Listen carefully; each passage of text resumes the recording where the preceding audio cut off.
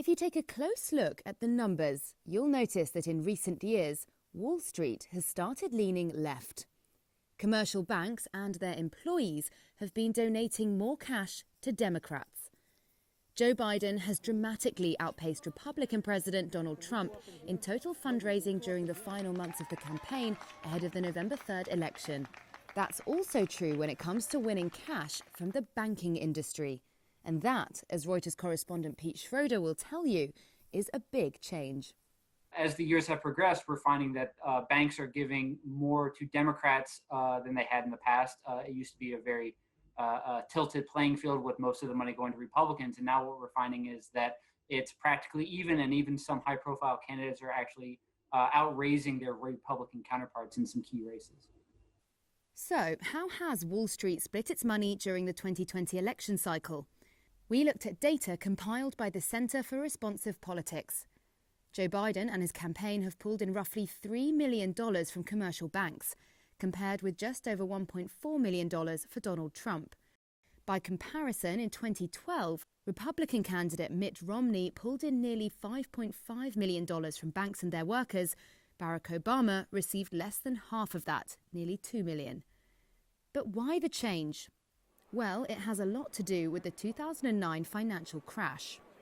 What we've been hearing from the industry is that they're really looking to rebuild their bipartisan credibility among both parties. Ever since the financial crisis of 2009, the banking industry has seen its reputation take a pretty significant hit.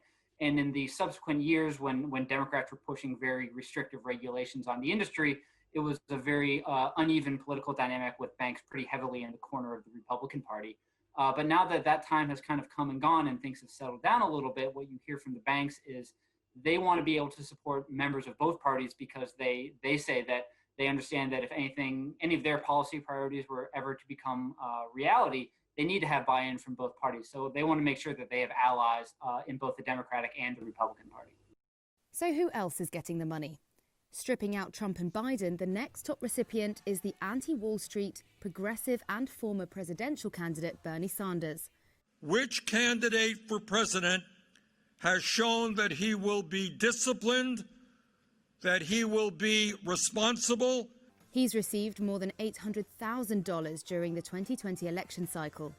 It may seem counterintuitive, but Sanders tops contributions from many industries due to his grassroots following among millions of Americans, including those who work at banks.